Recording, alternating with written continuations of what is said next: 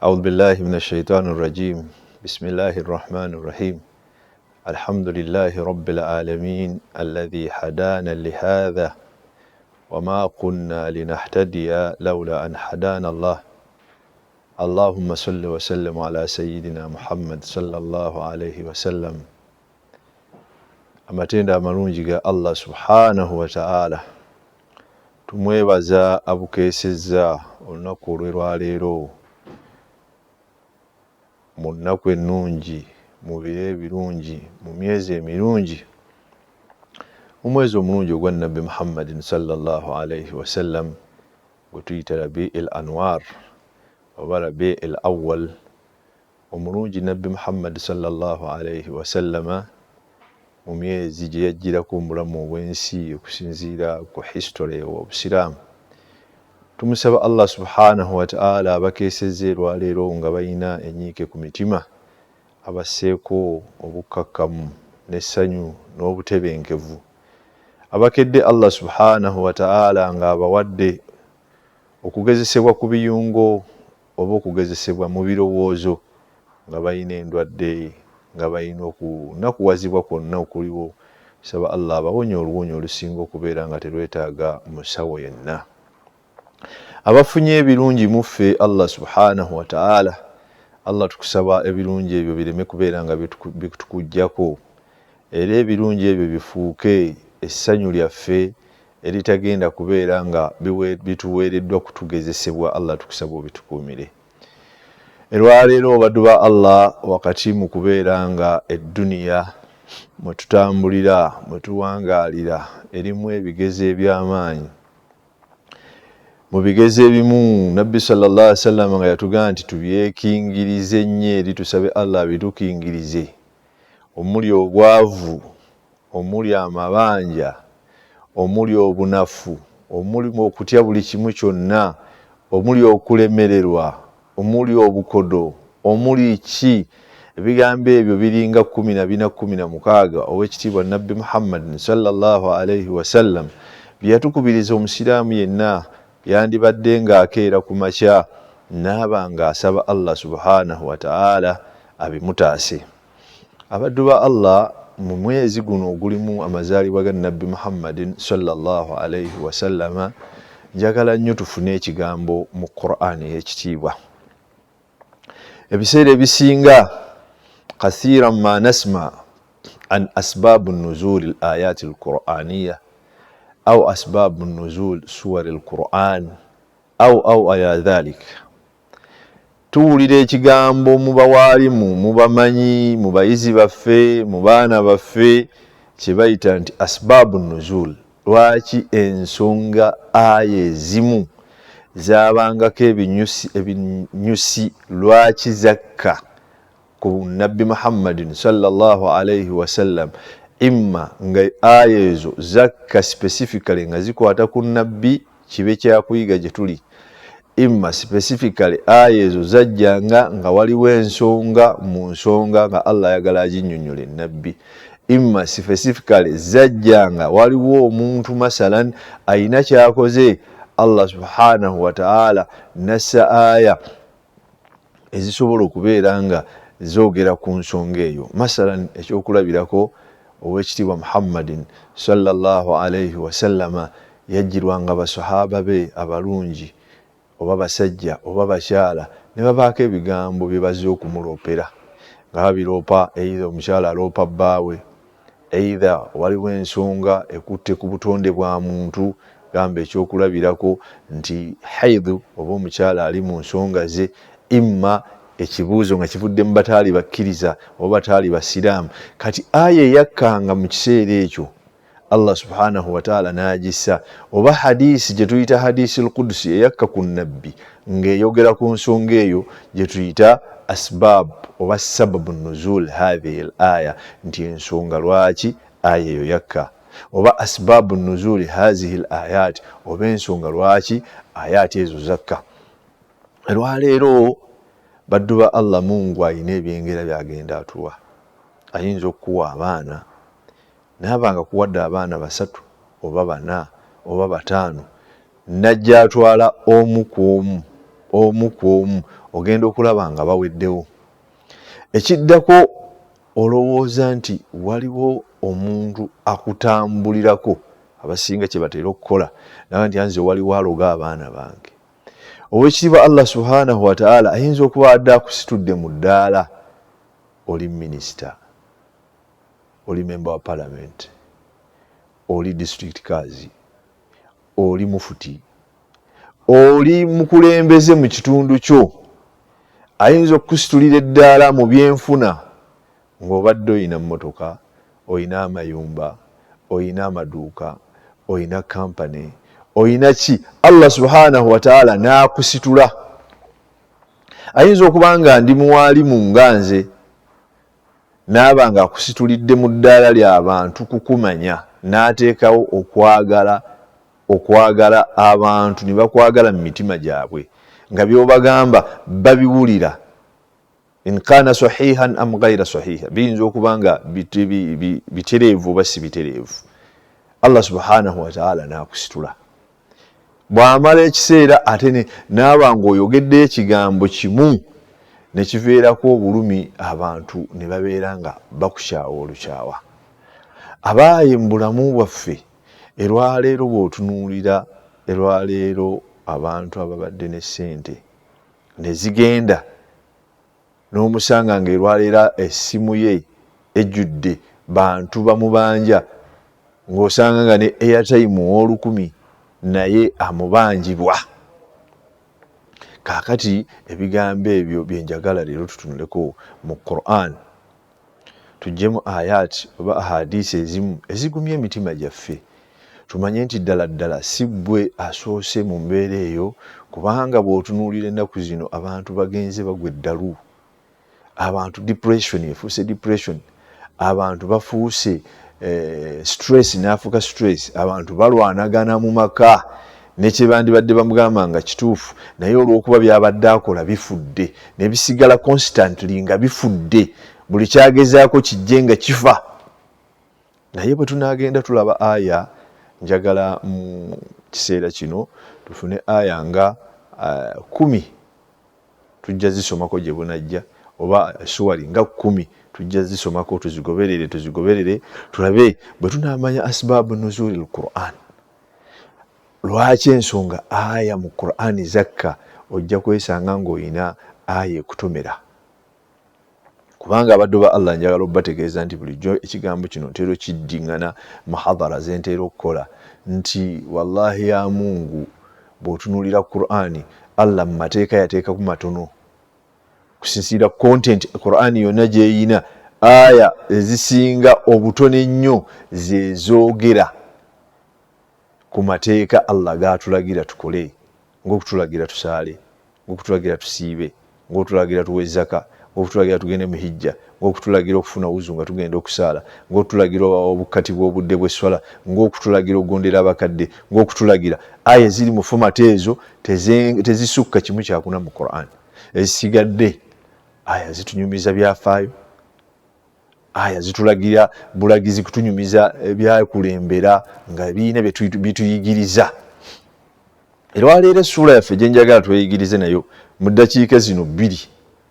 Owekitiibwa Muhammadin sallallahu alayhi wasallam yakoowoola mu Makka ebbanga eryali ezzibu ennyo. Ekifaananyi ekyo kankikusembereze mu mbeera zaffe eza bulijjo, nti ggwe ng'omusajja okeera ku makya n'oteekawo edduuka lyo n'otandika n'50,000, n'otandika n'1,000, n'ogenda n'okwata bajeti y'obufumbo oba ey'embaga n'ogiyisa mu banno, bajeti ya miliyoni 3 ng'olina miliyoni 2. Allah subhanahu wa ta'ala n'akuteerawo tawfiiki mu kwagalibwa kw'abantu, n'oba nga bajja kukusondera essente ezo emiliyoni 28 ezisigadde, era n'okipafekitinga bulungi. N'owekitiibwa Muhammadin sallallahu alayhi wasallam, Allah subhanahu wa ta'ala yamuwa qabul,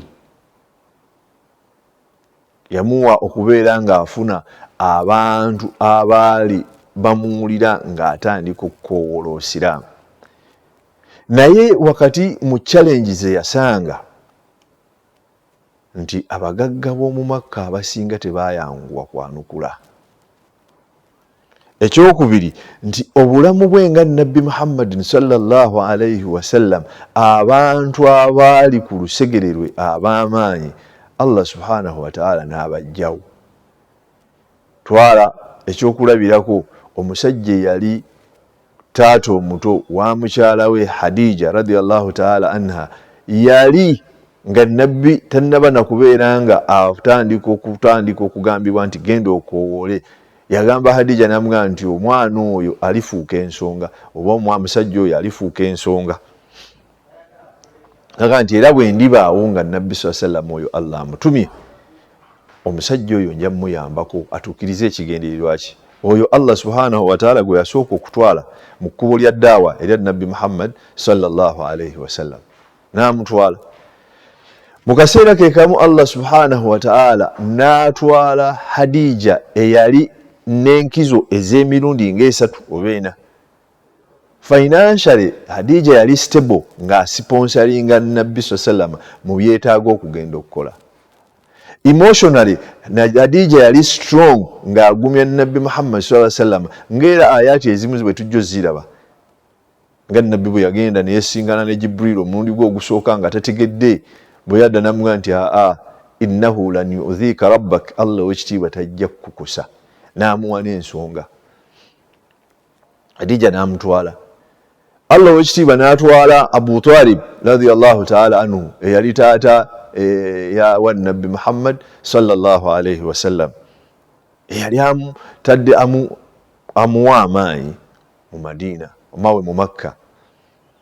Bwe tujja ekifaananyi ekyo naga nti njagala tukirireetinge wakati wa Nabbi sallallahu alayhi wasallam, nti bwe tutunula mu Quran tufune ebyokuyiga bye tugatta n'ebyaffe. Owekitiibwa Nabbi Muhammad sallallahu alayhi wasallam, igwe nkukubidde ekifaananyi nti otandise bizinensi yo n'etandika okutambula. Oba otunda matooke, watandika n'amatooke enkoto ku 20 oba 10, kati obadde otikkula kanta era ng'ogitumya mu kyalo ejje. Oba olunda nkoko, watandika n'enkoko zo 200, essaawa eno oyingira mu nkoko 2,000. Oba otunda masimu, wali otandise ku kawunta yo n'essimu zo 10 oba 15, essaawa eno kawunta yejjudde.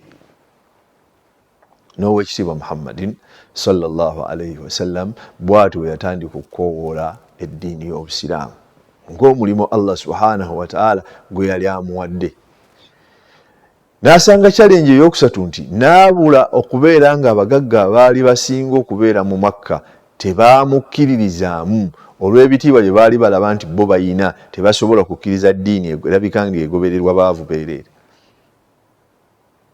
Then wakati awo Allah subhanahu wa ta'ala ng'eddiini abantu batandise okubeera bagitegeera.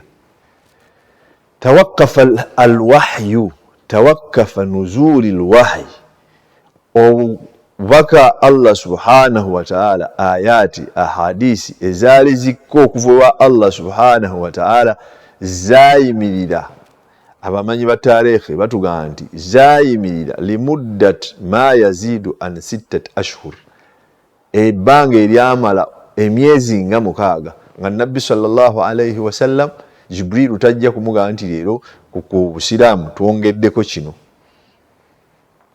Era Nabbi awo n'alyoka afuna okuzitowererwa n'okugezesebwa okw'ebigambo eby'enjawulo okuva mu bantu ab'enjawulo. Mu bo mwalimu abakyala mushiriku Makka abaali batali basiraamu. Bagamba nti Nabbi sallallahu alayhi wasallam inna shaytanahu, riwaya ezimu mu Sahih al-Bukhari zitugamba nti Nabbi sallallahu alayhi wasallam abaali bamuvuma balowooza nti ebigambo Nabbi bye yali afuna byalina sitaani mu byali biva. Naga nti mazima shaytaani ye tekyamuweereza bubaka bwonna. Kyova olaba nti n'ekiro takyayimirira kusaalako swala yonna mu mbeera ey'okumujeeja. Bamushiriku abalala ne bajja ne bagamba nti Muhammadin sallallahu alayhi wasallam Allah waamuvuddemu.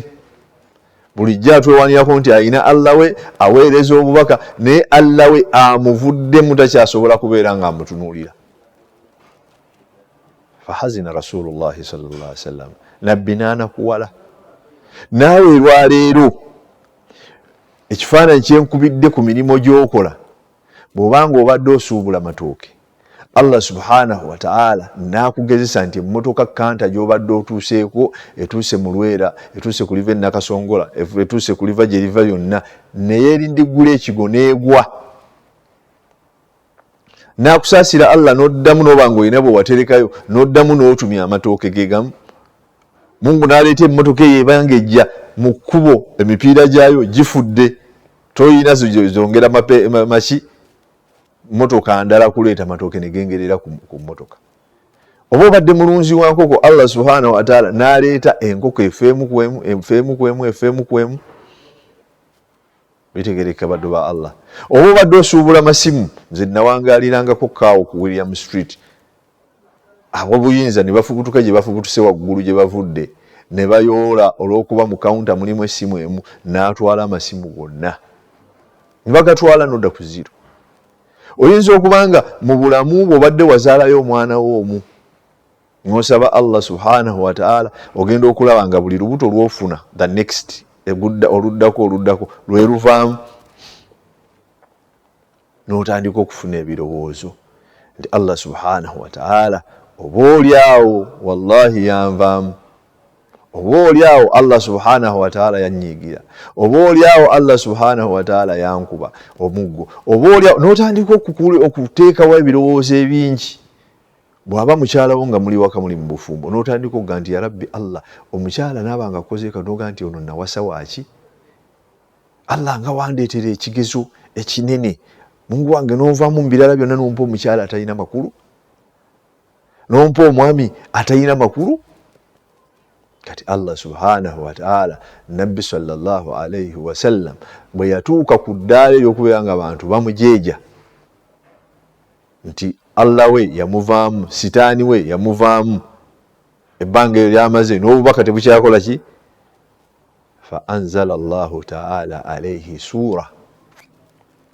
Owekitiibwa Allah subhanahu wa ta'ala nassa ku wekitiibwa Muhammadin sallallahu alayhi wa sallam essuula namba kye twavudde tugamba nti twagala tukoli series ku bulamu bwaffe, tutunuulire mu ssuula zino ezijja zikka mu Qur'an.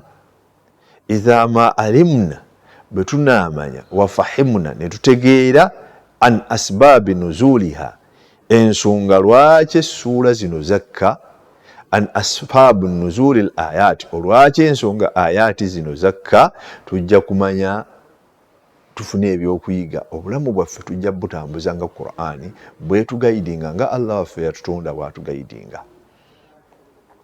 Olwaleero tugenda ntufiirwa abantu be twagala ennyo. Wakati mu kufiirwa ne wajja wabaawo ensonga abantu abamu ze bagamba nti erabika eno kwe yaviiridde. Naye ng'omuntu oyo embeera gy'adde atambuliramu nga Allah abadde ayina ekigezo kye yamuleetera mu bulamu nga kibeerawo, tugamba abadde alwala mugongo n'awona, abadde alwala omutwe n'awona, abadde alwala ebigere n'awona. Bw'amala okufa ne mugamba nti twakiraba baamuloga dda. Twogera ebigambo ebingi. Kati Allah subhanahu wa ta'ala tetugenda kubeera nti ffe basoose kubeera nga tugezesebwa wakati wa riziki, wakati wa irimu, wakati w'ebyenfuna, wakati w'ebyentambula, wakati w'ebya security, wakati wa byaki, ne nabbi omulungi Muhammadin sallallahu alayhi wa sallam ne bannabbi abalungi abaatukulembera Allah subhanahu wa ta'ala yabagezesa nga bamaze okubeera nga bategeera nga bayina bye babadde bakola. Allah yabagezesa. Twala ekyokulabirako, mulimu aya mu Qur'ani yeewuunyisa yagaa nti hatta idha stay'asa ar-rusul wa dhannu annahum kad kudhibu jaa'ahum nasruna fanujjiya man nasha wa kadhalika nunjil mu'minin. Benzijukira aya eyo weesembayo.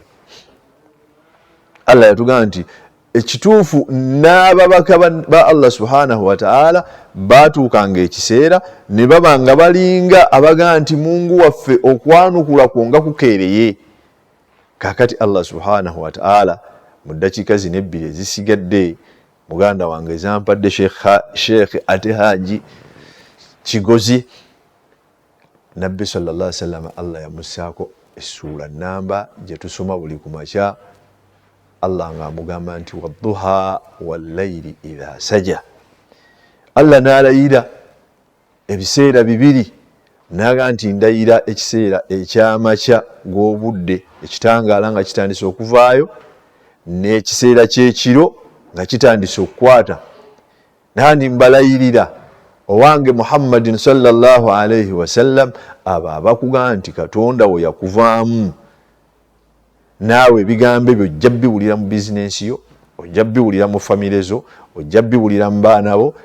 Allah n'amugamba nti ma wadda'aka rabbuka, Allah ow'ekitiibwa takuvanga mu ggwe wange Muhammadin sallallahu alaihi wasallam wama qala, era tiyakulekerera.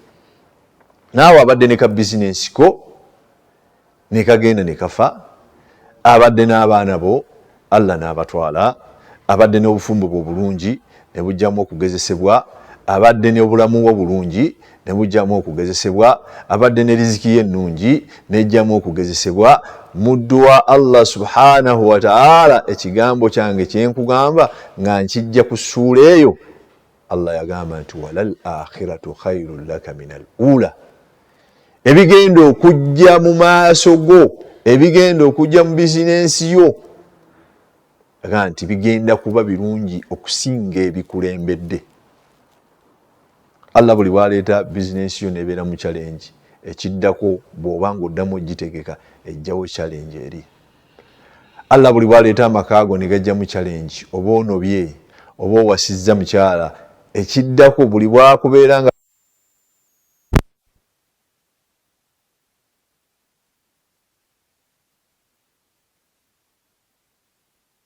saba Allah subhanahu wa ta'ala atuteeke mu okutegeera n'okumujjukira nti ebiseera ebisinga buli bwe tugezesebwa ebbanga ndigenda nga ligenda nga buli kyokola kigenda kifa, n'ozaalwa abaana bo be bafa, n'oteekawo omulimu gwo gwe gufa, n'obeera n'abantu b'osinga okwagala be bakuvuddeko, n'obeera ne wowangaalira n'olaba nga challenge gwe gw'ozisanga. Ma wadda'aka rabbuka wa ma kala. Njagala obeere ne aya eyo mu mutima gwo nti omanye nti Allah subhanahu wa ta'ala takulekererangako era takusuuliriranga, naye era obeere n'ekigambo ekigambo nti walal akhiratu khairun laka minal ula. Ebigenda okujja oluvannyuma lw'ekyo ky'olimu bigenda kusinga bino ebikulembedde. Omanye nti emikwano gijja ne gigenda, abakyala bayinza okujja n'agenda, omwami ayinza okujja n'agenda, bizinensi eyinza okujja n'efa, obulamu buyinza okujja ne bugezesebwa, naye walal akhiratu khairun laka minal ula. Tusaba Allah subhanahu wa ta'ala mu bigambo ebyo tufunemu ekyokuyiga era tuwangaaze nga tujja mu kisinga kuba kirungi so si kukulitisayizinga kiba kikoleddwa mu nsobi. Tusaba Allah omulundi omulala tufuneyo aya endala era gye tunaaba tujjukanya nayo nga bwe tugambye nti tukoleyo okubeera nga twejjukanya lwaki ayaati zijja mu Qur'an, imma litasliya, zisobola okubeera nga zijja tukkakkanya mitima, imma okutusomesa ekintu ekiba kigwa mu bulamu bwo, oba imma okubeera nga Allah subhanahu wa ta'ala alina byakuwugula. Tusaba Allah atuteeke mu baddu abalungi, tumusaba Allah atumalire ensonga zaffe, tusaba Allah ow'ekitiibwa atugabirire we tusuubira ne we tutasuubirira, atuteere emikisa mu baana baffe, atuteere emikisa mu bizinensi zaffe, atuteere emikisa mu ntambula zaffe, atuteere emikisa mu maka gaffe, atuteere emikisa mu bazadde baffe n'abasomesa baffe. Innahu waliyu dhalika wal qadirun alayhi. Subhana rabbika rabbil izzati amma yasifun wa salamun ala al mursalin walhamdulillahi rabbil alamin. Wassalamu alaykum wa rahmatullahi wa barakatuh.